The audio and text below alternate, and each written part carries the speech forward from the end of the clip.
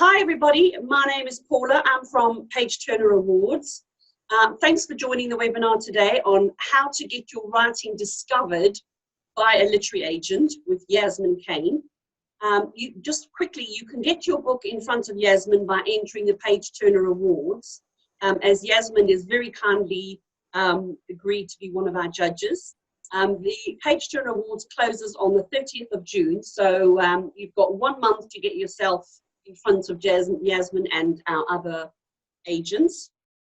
Before I introduce Yasmin, I just wanted to quickly tell you that at the bottom of your screen, you should be able to see a Q&A, and you can pop any questions into there, and as we go through, we'll be asking Yasmin all the questions. So, first of all, I'd love to welcome Yasmin, and it's wonderful to have you here with us today, Yasmin. I'll introduce Yasmin and then we'll get started on the questions, because I know we've got limited time and we've got loads and loads of people on. In fact, we've got people from about 15 countries from all around the world, so it's very exciting. So I really, really want to try and get as many questions answered as possible. So Yasmin started, she set up her own publishing house, Three Hairs Publishing 2014. Yasmin strives to be at the top of her game by continuously evolving and in its continuously evolving and fast-paced industry. Her agency is called Kane Literary Agency, and she specializes in thought-provoking young adult fiction, children's fiction, and adult fiction.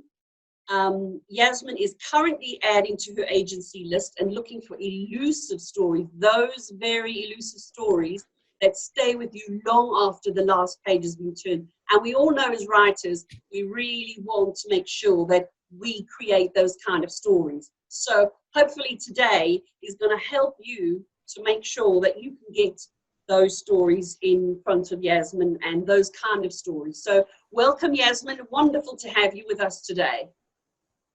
Hi, thank you very much for having me, Paula. And hello, lovely to virtually meet everybody. 15 countries, no pressure then. Hi, everyone. I have busted out of my office, especially for you guys. It sort of looked as though I was sitting in a gulag because the walls are very white and the artwork's quite high up. So I did look kind of trapped in there. So I've escaped and it's a bit more relaxed now. Looking forward to answering your questions and let's see what we can work our way through today. Okay, so we'll get cracking. So Yasmin, the first question, which I think we had a lot of people asking the same kind of question, just in slightly different ways. So the first question is, what is the secret to a successful query to a literary agent? Well, quite simply, a really good cover letter, a really tight synopsis, where you illustrate to us that you know your story. You can hold your story in the palm of your hand.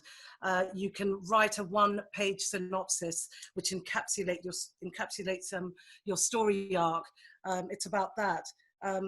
Cover letter is really important. People always underestimate the usefulness of a cover letter. When I'm looking at submissions, I like to know a little bit about your background.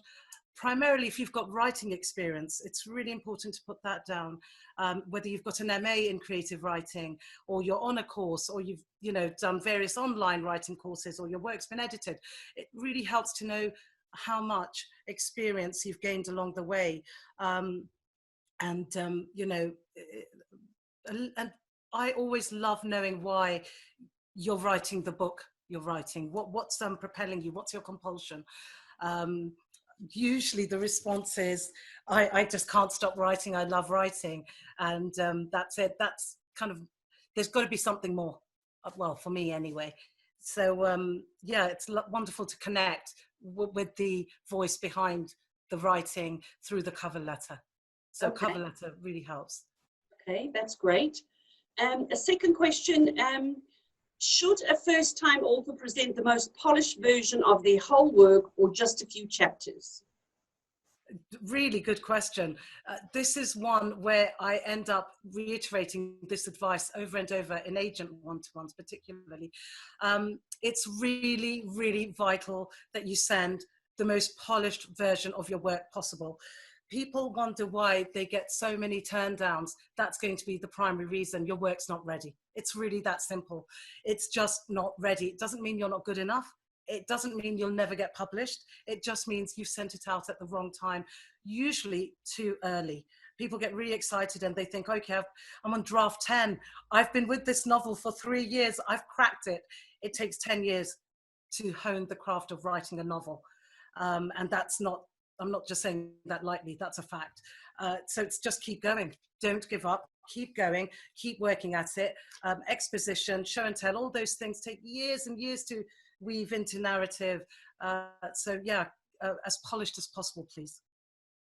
Yasmin, I had a question I was going to ask you a little later, but I see that while we're on the subject that you've just mentioned, and it's very especially important because you've just mentioned how important it is to hone the craft of writing. Somebody actually who can't unfortunately attend today has actually asked, how do you recommend, in exactly what you were just saying, do you recommend that a writer uses an editor or works with a mentor to help them to hone that writing craft that you were just talking about a minute ago? A lot of people tend to belong to writers' groups. A lot of queries I get and submissions, people are generally, quite a large number of people are in writing groups, which helps to critique one another's work. Some people do go and have their work edited professionally, and that's really helpful, but that can cost a fortune. So unless you're heavily invested in your writing, or you've got the funds and the means to pay an editor privately, fantastic, because it does help your manuscript. Otherwise, it's a matter of learning, I guess, through writers' groups and, you know, working with an editor if you can. I don't know, it's a tricky one. I wouldn't necessarily advise everybody to rush out and spend a fortune on hiring an editor to work on their manuscript, unless you really feel you need a fresh pair of eyes. It's something only you can decide for yourself. It's a very personal thing. Obviously, when I see something that's been edited, I can spot it. But that doesn't always mean that I like the premise or the characters and I'm connecting with them. So it's not a be all and end all. So don't pressurize yourself into being sucked into, you know, fear of missing out and spending a fortune on something you may or may not need. Okay, that's a great answer. I've had Elizabeth Hill asking, she's live, and she's asking, what type of premise excites an agent? Anything and everything. You know, this is the kind of stuff I ask editors. I sit down in meetings with people normally. When now we're not meeting in person, but anyway, the question agents always ask is, what are you after? What are you looking for? And that's the question I get asked as well. So I understand. The answer is, it's impossible to pinpoint until I see it. It could be anything. I really cannot give you a genre. I cannot tell you whether it's going to be in children's, YA, fiction, non-fiction. It could be absolutely anything. It either just connects with you and boom, in that moment, you just know it. You just get really excited. And I don't know what that form, if I could bottle it, I'd be rich. Yes, sorry. Another question from Dan, who's online, and he's asking, is it important to you that an author or a writer stays within the same genre with subsequent novels?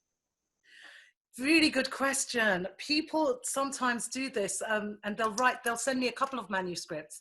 They're really excited. It's like, I'm working on XYZ on sci-fi, and I've also written a children's book. My sci-fi is for adults and my children's book's about, I don't know, something completely unrelated to sci-fi. And the problem is, publishers will want to publish you and establish you as an author, as a voice in a certain genre. It works better that way. The sales team who are pitching your book to bookshops, they will need that guidance. If you're kind of going all over the place and you've written one book in one genre and then you're going to skip, it's really, really difficult to establish you as an author, as a potent voice within that marketplace. It's really important to be really established before you start skipping genres. People like Claire McIntosh, J.K. Rowling, they can do it because they're established. You can move, you can do anything once you've sold a few million copies. Wow, seriously. that sounds But wonderful. until then, really hone your craft. Find a genre which really connects with you, something you love, that makes you feel alive. That when you're writing it, you can escape through it. Therefore, your readers will escape through it. They will connect with the energy you put into the work. But if you're skipping genres, it means you don't quite know where your market is or what market you should be writing for. So I would take some time away and reflect and think about what you want to achieve. Where do you see yourself in the marketplace and what excites you? What do Yeah. you want to be about rather than skipping? And also, do you think maybe something that a writer loves to read themselves? Because if you love to read a particular genre, I suppose it's no use you trying to break into a genre that you don't like reading, because you're not, if that simply means to you that you're not comfortable with that particular genre. I beg to differ. I Oh, think okay. there are various. I did a webinar on creativity about a month ago, and I love talking about creativity. Today, we're just talking about the technical side of pitching to an agent and publishing in general. There are various forms of creativity. There's the creativity you're talking about, which, yes, you can switch genres and write about an area you're really excited about. For example, you love crime thrillers. Great, go and write about those because you've absolutely consumed thousands of them over the years and you can't, read anything else. It's all that makes you tick, and it's where your head is, and it's what you're feeling you want to write about. Great. But there are other forms of creativity. Sometimes people get an idea or a spark, something just ignites within them. And that's not necessarily a genre they're reading or interested in. There are so many ways of writing and being creative. Don't limit yourself. Just go with what feels right. What makes you excited, really. That's it. If you're excited, your readers will be excited. Oh, yeah. Okay. Another question we've got: what are the qualities you look for in writers to establish a working relationship with an agent or publisher? What do you mean by qualities? I'm sorry. Well, obviously a cracking, brilliant novel. Yeah. Somebody who really knows their story, who knows the marketplace, who can pitch their story in an elevator pitch, which is basically a couple of lines or about 3 or 4 sentences. And someone who's really amiable and open to suggestions and advice, who wants to work as a team. That really helps. It's really important to be a team player because we're on the same side. As an agent, I work very closely with writers, and I find that permeates into my work at Three Hairs as well, because I find I'm very hands-on and I'll get involved in the editorial and so on and so forth. So you've got to have mutual respect and like each other to a certain extent. Everybody's different. Some agents may only email you every blue moon. I'm pretty hands-on, and that's how I work. Everybody's different. So I just kind of tend to roll my sleeves up and go with it if I'm really passionate about something. So, Okay. Okay. yeah. Another question: what to write in the bio section of the query letter if I haven't had a book published yet? Be honest. Yeah. You can obviously say this is my first novel, and if you're talking specifically about your bio, then I would kind of integrate that into your cover letter, and that should explain your background. Basically, this is your first novel. You're a first-time writer. That will tell me. And if you've any writing experience, yippee! I'd get really excited. But if you haven't, that's okay too. I'll still get excited if I love your idea. So it's fine. Another live question. I can't pronounce the name. Anandra. How would I know that my work is finally is polished as it ever could be? This is what we were talking about earlier when you were saying make sure that you really give your best work. How does one know that this is best you can get when I suppose you're constantly tweaking away and constantly polishing it? How do you know that this is my best work? You should intuitively know you can't do any more to it. You're at a point where you've done, I don't know, 10 million edits on this book. You've been with it for a few years or whatever time, I don't know, it depends how big it is and how complex your story is. You should get to a point where you feel you've done everything you can, and then you've left it for a month, 2 months, as long as you can. And you go back to it, you read it through, and you feel there's nothing you can add, and that this is it. You'll know. It's very much an intuitive thing, but you'll know it's not the right time after 6 months of writing it. That much I can guarantee. It's definitely not ready. Just don't even think about sending it out, because it will be really disheartening when you get a heap of turn down letters, everyone rejecting your work. You're going to feel rubbish about yourself. That's wrong. It's unfair. Your work's not ready. So not too soon, but you'll know when it is ready, when you've been working on it for quite a while and you feel there's nothing else you can add. When you say quite a while, do you possibly mean a year, 2 years? Because 6 months is a no-no. I don't know what writing experience you've got. I'm really sorry. I'm a lawyer. I will only keep asking questions. It's habit. I cannot. That's far too general. I'm really sorry. Yes. I refuse to go there. Yes. Simply because someone could have been writing for 10 years. They could have been writing for 5 years. I don't know. And they could have been running around with this story, mulling in their subconscious for 6 months, a year, 10 years. Yeah. I don't know how formed the story is in their head before they put it down. I don't know where they are on their writing journey and what technical skills they've acquired. So really sorry, everybody. There isn't a straightforward answer. It's sort of up in the air. It's like, how long is a piece of string? Take your pick. Sorry, I can't answer that. No, that's fine. I have Lynette who's saying, does a novel have more appeal to publishers if they know there will be more than one book? So if there are sequels, if the publisher or you as the agent know that there's going to be a sequel, will that be more appealing to you and to the publisher? To be honest, that's not something that jumps to mind immediately. A while back, about 8 years ago, everybody wanted sequels and trilogies. It was just in vogue at the time. Everybody was after those. Publishing tends to very much follow whatever's going on at that, whatever's very much on trend. It really is dictated by sales. And at that time, trilogies and, around the time of Twilight, Stephanie Meyer's, all those things, they're really looking for things which were part of had a sequel or a trilogy, because you've established the author. Sales are just, going to run automatically. It's a perfect setting.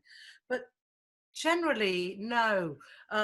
Nobody, I don't necessarily go out there and think, whoopee, I'm looking for a trilogy, or I want, a book with 5 parts, I'm looking for the next Tolkien. It's not about that, it's about the story. If it's a really, really moving story and it gets you, doesn't matter whether it's a standalone or has a sequel or is part of a trilogy. That's beside the point. Okay, great. Another question from Aya. What is the best way to follow up on queries to agents? Most of my emails seem to go unopened and I can't reach the agents. What do you suggest we do as writers? Your emails are unopened. Her emails are unopened and she can't seem to reach the agent. What is the best way to follow up on a query? Oh, I see. Okay. It depends on the agent's submissions guidelines. So you would have to look at their website, and in the Artists and Writers Yearbook, it should provide some guidelines.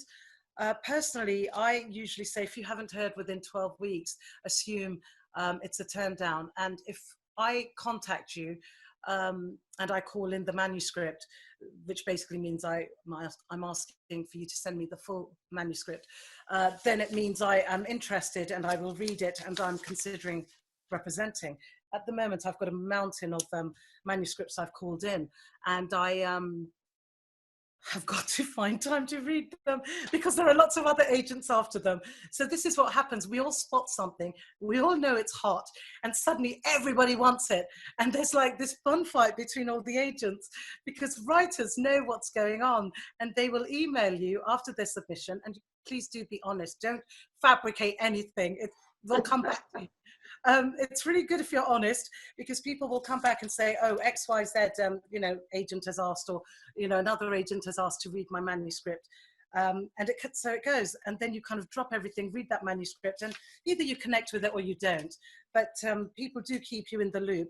So if you've sent something out and you haven't heard for, I don't know, 8 weeks, and again, subject to their submission guidelines, unless you're sending it to me and it says 12 weeks, although it does tend to run over that, I apologize.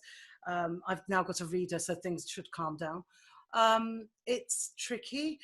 Email them again and say, look, I'm sorry to bother you, but have you had a chance to consider my submission? Don't forget, we get hundreds and hundreds of submissions on a weekly basis, on a monthly basis, I suppose, maybe 100 a week. I don't know. I don't count them, but there's a lot. You want to look at everything. So it is time consuming as well as doing all the other bits. So don't feel your work isn't being read. It will be considered because without new writers, we've got no lifeline to our industry. What's the point? And that's where all my writers come from. So, okay, we've got Alexander live, who's actually asking, I am 21.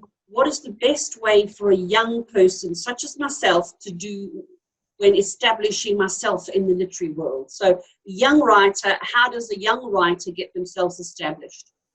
The same as old writers. Right, keep practicing. Right. 21 is a gorgeous age. And you know what? I have writers who come to me in their 60s, 70s. It's not about age. You're young, so you've got another 10 years to hone this craft. So I look forward to hearing from you when you're 31. It's about practicing, believing in yourself, not giving up, and just really, hone the skill set, and hopefully you'll have that boom idea and the two will marry and it'll be fantastic. So it's the same as anyone. It's not an age thing. It's a creativity thing. It's being creative. It's connecting with the creative part of yourself and then marrying that with the technical side of writing. So keep going. You're young and it's gorgeous. Just do it. I think it's wonderful. You seem to know what you want to do at a young age. It's fantastic.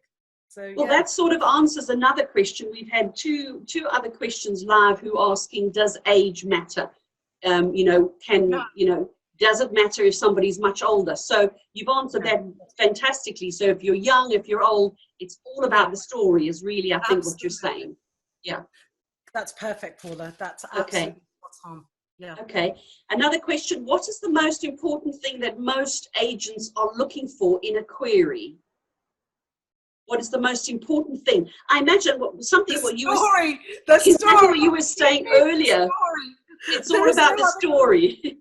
Yeah. Really hot stories, people. Hot stories. Thank you. Stories that blow your mind. Universal themes. Stories that are moving. Stories that are fast-paced, where you can't stop, thinking about them, and you can't wait to turn the pages. If it's a thriller, you're right on the edge of your seat. I've sat up until 3 a.m. reading manuscripts because. Sorry, don't know, something's flashing on. So sorry. Don't know what it is. If it's fantastic, you can't put it down. It's about the story, not the query so much. You can get to know writers, and I become friends with my writers. I'm lucky. I get on with them. But it's about the story. Okay. What's just flashed up is somebody's put something into chat, not into questions, and they're asking, is there someone who can advise a writer as to the right type of agent that would be interested in your book type? And I think what you were saying earlier, perhaps this person hasn't actually, wasn't here at the very beginning when you mentioned the way to find an agent is to check their website, check their submission guidelines, and make sure that your book fits into their guidelines. So that's actually, that person might not have heard your answer earlier. So that's probably answered their question. So I'll just close that chat. That was somebody asking.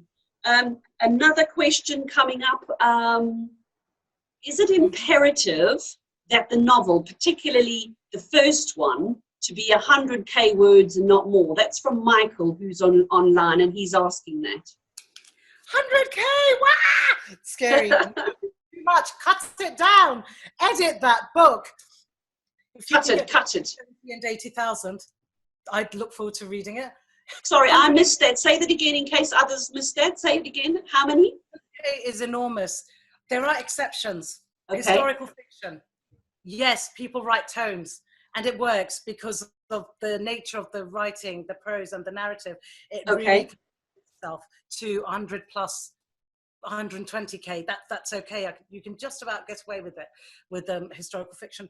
The word count really depends on your story arc and your writing. You know, if you're just waffling, sorry to sound so horrible, then 100k is too much. If you can be succinct and really nail it, like, you know, if you've got the writing skills, between 70 and 80,000 is kind of average. So if you can Okay. sort of place your work around that, again, it depends on the genre. I don't know what you're writing. If it's a children's book, that's a hefty tome. Even adult fiction, wow, that's a lot of words. If you Okay. can, yeah, have a think about your market. Who are you pitching this to? Where do you see it in a bookshop? You know, what are other titles, comparable titles to your work? All that kind of boring stuff. I know it sounds really dry, but that's going to help you kind of calculate roughly where your word count ought to be. It's subject to your genre, to be honest. Okay. So we really should aim for 70 to 80, Yeah, unless it's yeah, a particular genre that goes for yeah. higher word counts. Mm-hmm. A children's author is asking, does a writer have to be hard hitting to get children to notice the story? For quite a while, for the last, I don't know, 4 or 5 years, a lot of issue-led fiction has been published in children's writing. I sold an issue-led book about mental health and young adults, teenagers. And, you know, there's a place for it, and it's great. Personally, I love that because it was a really heartfelt, beautiful story, but I really love escapism, especially for children. I feel it's really important. I know they need to relate to things and connect with what's going on in their world, but you know, we all live in the world. Don't you want to escape sometimes and just kind of disappear? So it depends. Again, it's subject to what your story is about. It doesn't have to be hard hitting. It's all about the story. It's hard to answer that very personally because I haven't seen your work and I don't know what you're writing about. um, Sorry, Yes. it's And so just in case anybody has come, there's been a lot more participants who've actually joined since we had our introduction, Yasmin. I'll just remind them that you can put your work in front of Yasmin through the Page Turner Awards, and it closes in a month's time. So hurry along and get your work onto Page Turner Awards. Lynette is asking, countries have their own jargon and slang words. Does this put an agent off? It's a really brilliant question. I have wanted to talk about this for ages. Great, Thank you Lynette will very be much happy. for asking this question, because I get submissions from all over the world. And if I get submissions from the US, I had a writer who set all her books, she was English but grew up in America, and she set all her books in the US. And for that reason, I'd said to her, it's going to be very difficult to pitch in the UK market because, as you say, jargon, you know, syntax, language is very different, and colloquial terms in each, you know, country, in each area, let alone countries. It's really difficult for other people to connect to that. It's funny because imported literature, you know, like Stephanie Meyer's and all the Hunger Games and the rest of it, they're all American, yet they work beautifully over here. Something to do with them being bestsellers already, I suppose. It's really important to write for the market you know. Don't think about writing for a different market. The writer I was mentioning earlier, her books ended up being sold in the States. She found US publishers in the end. It was impossible to pitch it here because this is not, we don't have high school in the same way. Only a few years ago, we started to have graduation ceremonies after high school, which I still think is really odd because we're not American. We don't have that kind of culture, but it's quite closely linked. And if you're in Australia or New Zealand or South Africa or any other country, France, Germany, Spain, Italy, you're going to have completely different systems, education systems, the way your young adults and adults behave, it's going to be very different. So books transfer better once they're published in their own territory. That's all. Yeah, that's actually was, as you said, it was a great question. I have Louise or Lewis, who's actually saying, does it help if a writer also plans on pitching the story for a movie or TV series? I'm not sure where and how, but that's just the question. Does it help if a writer also plans on pitching the story for a movie or TV series? Everything helps. They all work hand in hand. You have to find a film agent or an agent who represents film rights. It's not something I do primarily. I know some people in film, but it's not my area of expertise by any means. But I think it's fantastic, you know, pitch it anywhere and everywhere. Some really big agencies specialize in film to TV, which is where I would like to head eventually. But right now, it's not something I do. But absolutely explore every avenue. Sometimes books are picked up for, you know, TV rights or feature rights before they're published. So either can come first. It doesn't matter. It doesn't have to be a published novel. So you can go about it anyway. Yeah. So, you know, the world is your oyster. Do anything and everything. Go for it. Another question very similar to the one that we've just had, well, similar in that it's about film and movie, so I'll ask that one. Does a book series lend itself better for a movie or a television series? So a book series, would that be better for a movie or for a television series? That's such a good question. But, you know, I would love to answer it, but I haven't read your manuscript. And I can't. Automatically, off the top of my head, I would say a series, of course. You know, yeah, Netflix, great. But it depends on whether it can work as a film. They might amalgamate all three, or it might be 3 films. I cannot say. The Hunger Games is 3 films. Poldark, I read all the books, 12, 13 of them. I became obsessed. Oh my God, the best historical fiction, read it. Winston Graham is a genius. Now that was a TV series and it ran on forever recently. And it was fantastic, but that worked better as the series. It depends. There are people who are experts in this field who will answer this better, but again, they can't answer this without having seen the work. So it depends.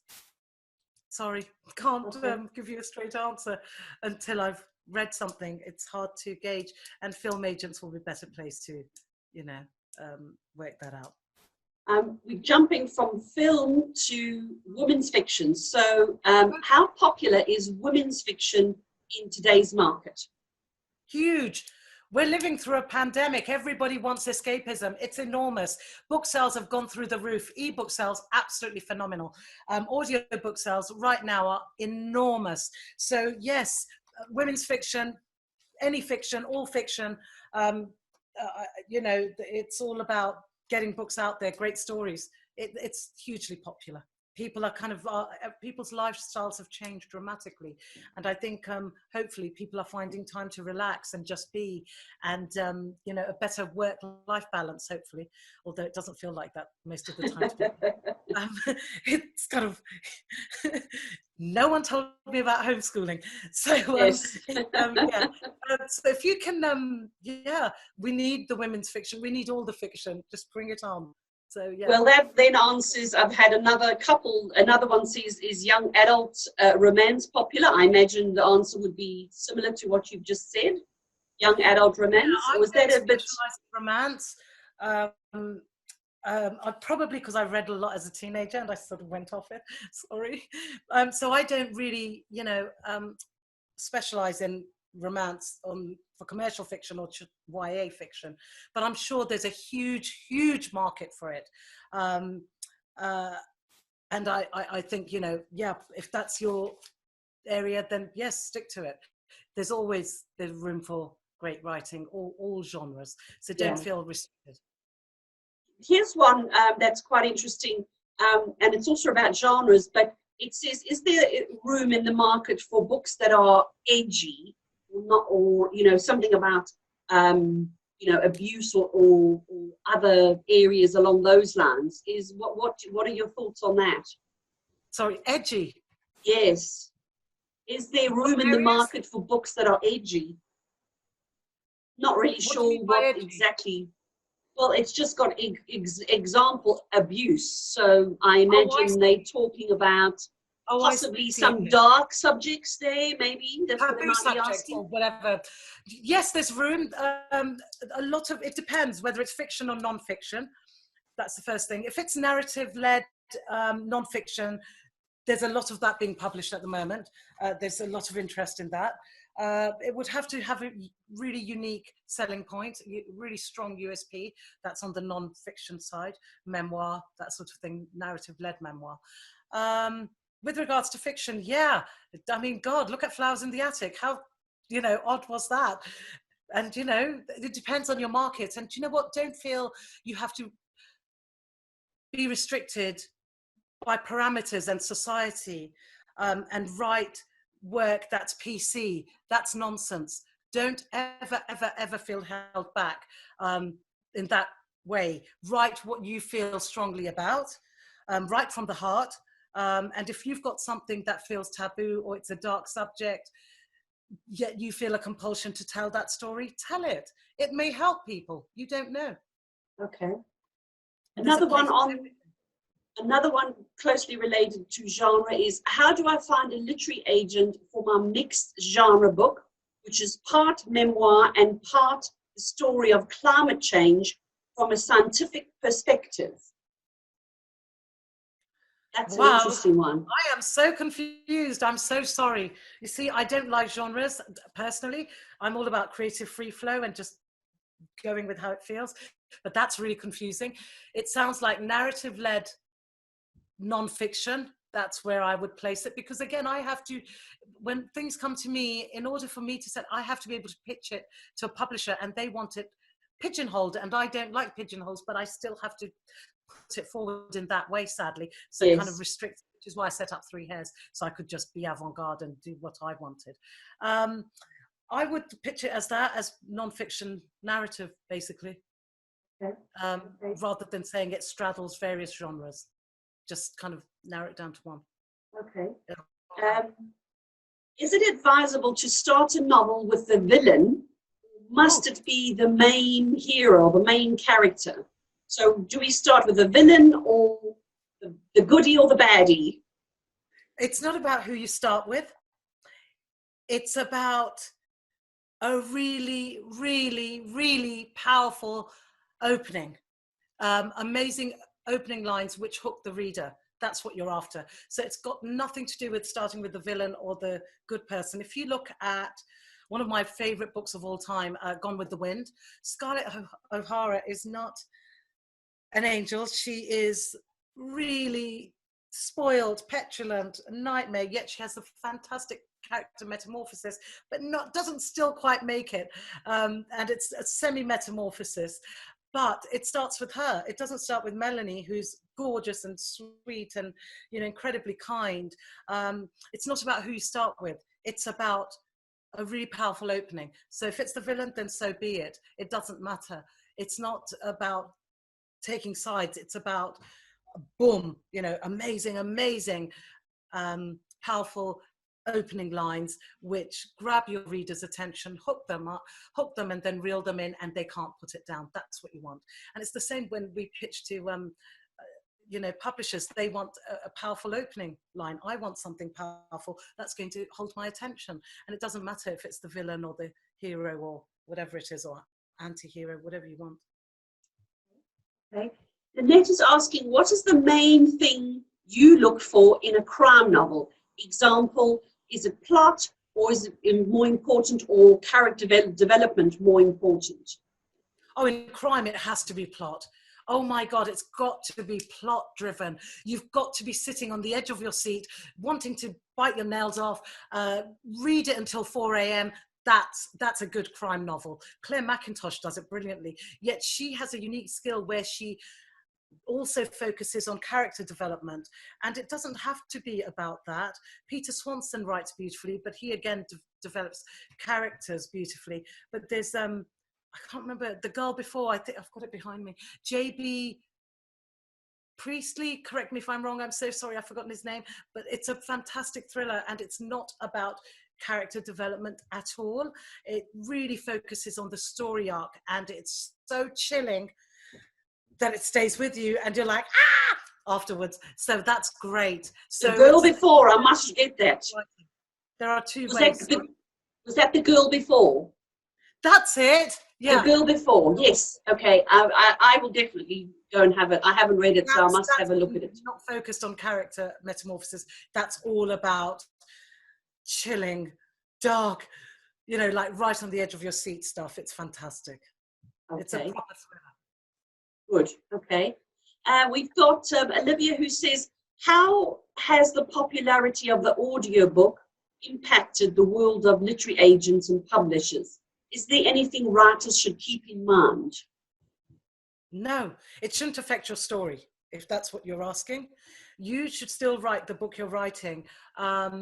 It's impacted in that sales, I think last week I read they've gone up 400% on audio books in the bookseller. There was something. Oh, okay. So yeah, it's huge. Audio sales are enormous. They have been though for years over here in England anyway. But recently with the lockdown, they've completely spiraled out of control, which is great. It just means more royalties for you. So you shouldn't be writing with the audiobook in mind. You should just be writing. It's all about your story. Story will transfer and transition to any other medium. That's not the issue, as long as it's a great story.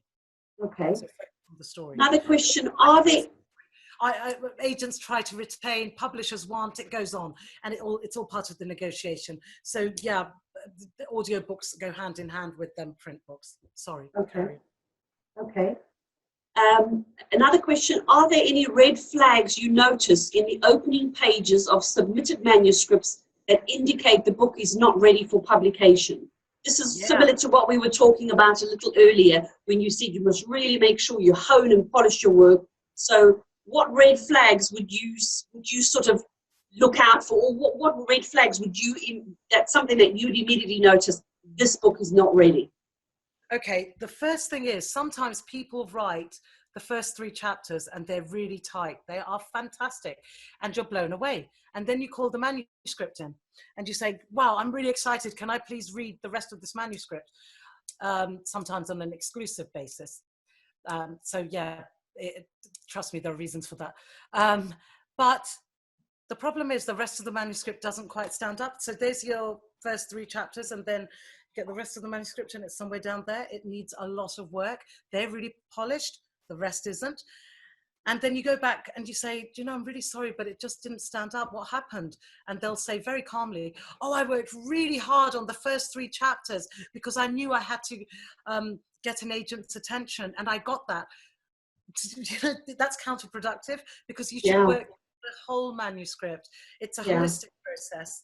And it's pointless. It's wasting your time and the agent's time. And it's so heartbreaking because I feel really let down and I want to champion this story because I really loved it. But after 3 chapters, it's not working and it's going to take a lot of work to fix it. Even if I started editing that, it doesn't necessarily mean the writer is there in their writing journey and will be able to follow. They may not be able to follow the editorial notes I send just because they're not ready. They need another, I don't know, whatever, years, months, I don't know, whatever it is, in order to implement that advice. So really don't send it too soon and don't just work on the first 3 chapters. People do it all the time. Don't do it. It's really naughty. It doesn't work and it won't benefit you. And you just do it properly. It's worth it. Another question also very similar on the first 3 chapters. We've got Sherry asking, when the first 3 chapters are requested for submission, does a prologue count as 1 chapter? Or should I send the prologue together with the first 3 chapters? Okay, the prologue. I could talk about prologues for hours. I'm really boring. Okay, I get a lot of fiction with prologues.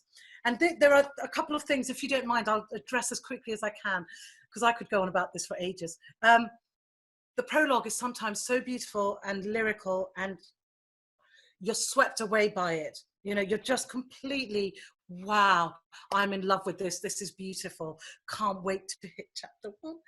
And then you go to chapter 1 and it's a completely different tone of voice. It's like another book. And you're thinking, what happened? You took me away. Now you've dumped me. It's really confusing. because it suddenly goes into the third person narrative, or it might switch from first person, or third person to first person. It really depends. But I have noticed there's a huge discrepancy between the prologue and chapter 1. And to answer your question specifically, the prologue is not a chapter, it is just the prologue. So if you are submitting the first 3 chapters, that should include your prologue. So it would be prologue plus 3 chapters. That would make the package of 3 chapters. So don't leave the prologue out or count it as a chapter. Sometimes people write prologues, and I've always asked them why. People are obsessed with them. I like them. I love prologues, but there's a time and place for them.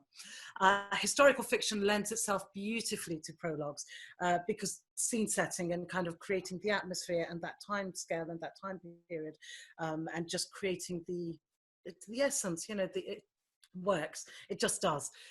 Some types of fiction, it doesn't. It actually hinders. And you kind of look at it and think, well, this is superfluous. Why have you added this? But then to make it worse, it's in a different voice to the rest of the manuscript. And it's usually a lot better. I don't know what happens. The prologues are beautiful. And then the writing is just, what happened? Why not just make that chapter 1 or use that voice? I don't know. It depends. So yeah, prologues have a time and place, and they are not chapters. Okay. We've got Elizabeth and a couple of others asking a very similar question. So I will just go with what Elizabeth's asking. How does a self-published, or somebody who's self-published a first book, would an agent be interested, or a publisher be interested in future books, or a second book? As Elizabeth asked for a second book, would agents be interested in a self-published author who's, how does a self-published author get into their future books, get an agent or publisher for their future books? Same as any other writer pitching. Basically, if you have self-published, it means you've practiced, you've been writing for a long time. So it's kudos to you. Well done. And you've had the initiative to self-publish. I would then ask in my response, if I really liked what you've sent in and I want to call in the full manuscript, one of the questions I would ask is, why did you self-publish? Sometimes people feel really strongly about these things and they want to retain the rights in their work, the copyright. Other times it's because the marketplace wasn't right and they couldn't, it wasn't the right fit and they didn't acquire an agent or whatever. So there are various reasons. No, it shouldn't put people off. But it does make me ask questions. That's all I'll say. Because if you've gone down that route, surely you've made a success of it, or you've chosen to self-publish. There must be a reason. I would assume you'd want to continue. Obviously, you want to reach a wider audience through a bigger publisher, but your self-published sales would have to be quite high in order to attract that. So it's a kind of catch-22. Okay. I know we're running out of time. We've only got a few minutes left, so I'll quickly go with Claire. She says, and I'm not quite sure what she means, so hopefully we can work out. Do agents like bonding opens that are personal to them, and competitions that they've repped? So do they like bonding opens that are personal to them?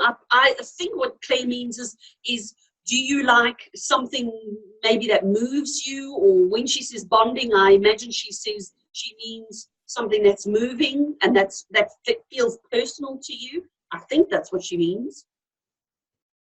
I assume so. I'm sorry, I didn't quite understand, but I'll do my best. I'll go with bonding, connecting, resonating with the work.